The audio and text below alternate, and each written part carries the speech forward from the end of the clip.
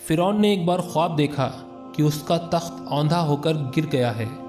فرعون نے جوتشیوں سے اس کی تعبیر پوچھی تو انہوں نے بتایا کہ ایک ایسا بچہ پیدا ہوگا جو تیری حکومت کے زوال کا سبب ہوگا۔ فرعون کو اس بات کی فکر ہوئی اور اس نے بچوں کو مروانا شروع کر دیا۔ جو بچہ کسی کے یہاں پیدا ہوتا وہ اسے مروا دیتا۔ حضرت موسیٰ علیہ السلام جب پیدا ہوئے تو اللہ نے موسیٰ علیہ السلام کی ماں کے دل میں یہ بات ڈالی کہ اسے دودھ پلاؤ اور جب کوئی خطرہ دیکھو تو اسے دریا میں ڈال دو۔ چنانچہ چند روز حضرت موسیٰ علیہ السلام کی ماں نے حضرت کو دودھ پلایا۔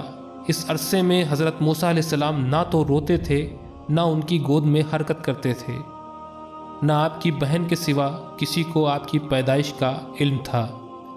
پھر جب 3 ماہ کا عرصہ گزر گیا تو موسیٰ علیہ السلام کی ماں کو کچھ خطرہ محسوس ہوا تو خدا نے یہ بات دل میں ڈال دی کہ اب تو موسیٰ علیہ السلام کو ایک صندوق میں بند کر کے دریا میں ڈال دے اور کوئی فکر نہ کر، ہم اسے پھر تمہاری گود میں لے آئیں گے۔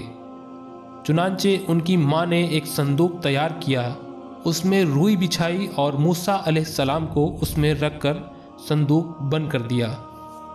یہ صندوق دریائے نیل میں ڈال دیا۔ اس ذریعہ سے ایک بڑی نہر نکل کر فرعون کے محل میں گزرتی تھی۔ فرعون اپنی بیوی آسیہ کے ساتھ نہر کے کنارے بیٹھا تھا۔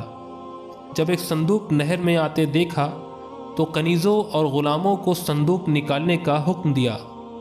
وہ صندوق نکال کر سامنے لایا گیا۔ کھولا تو اس میں ایک نورانی شکل کا فرزند جس کی پیشانی سے وضاحت و اقبال کے آثار نامودار تھے نظر آیا۔ دیکھتے ہی فرعون کے دل میں ایسی محبت پیدا ہوئی کہ وہ فدا ہو گیا، لیکن قوم کے لوگوں نے اسے ولگلایا اور کہا کہ ممکن ہے کہ یہی وہ بچہ ہو جس نے آپ کی حکومت کو برباد کرنا ہے، کیا معلوم یہ کس سرزمین سے بہتا ہوا آ گیا ہے۔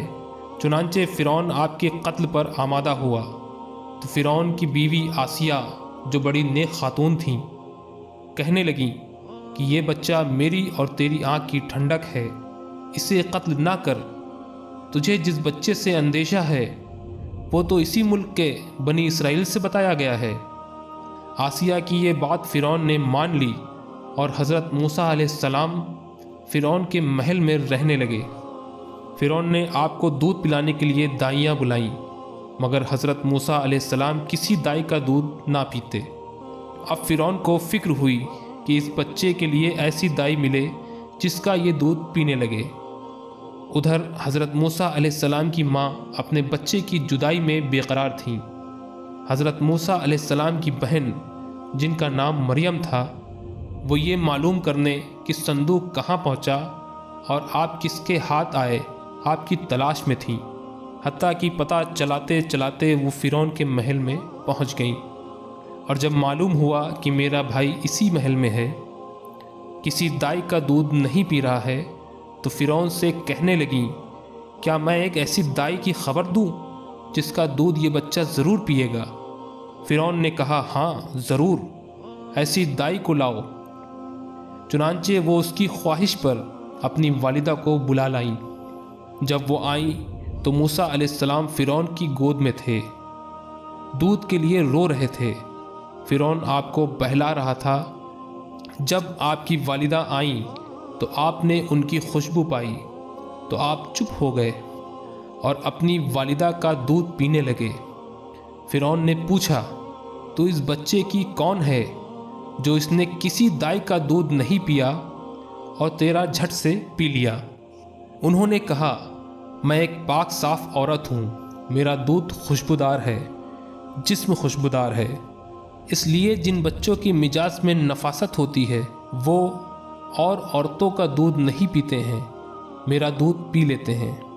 فرعون نے بچہ انہیں دیا اور دودھ پلانے پر انہیں مقرر کر کے فرزند کو اپنے گھر لے جانے کی اجازت دے دی۔ چنانچہ آپ موسیٰ علیہ السلام کو گھر لے آئیں۔ اللہ تعالیٰ کا یہ وعدہ پورا ہو گیا کہ ہم اسے پھر تمہاری گود میں لے آئیں گے۔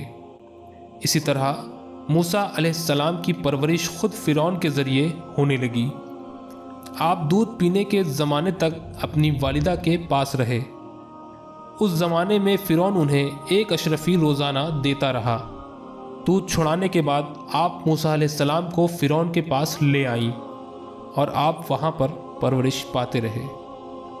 قرآن کریم پارہ نمبر 16 رکو نمبر 11، پارہ نمبر 20 رکو نمبر 4 اور خزائن العرفان صفحہ نمبر 444 اور 544۔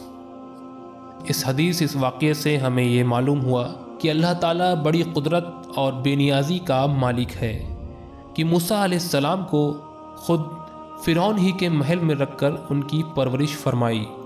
موسیٰ علیہ السلام نے اپنے بچپن میں کسی دائی کا دودھ نہ پی کر اور اپنی والدہ کو پہچان کر انہی کا دودھ پی کر یہ بتا دیا کہ نبی بچپن میں بھی ایسا علم و عرفان رکھتا ہے جس سے عوام محروم ہوتے ہیں۔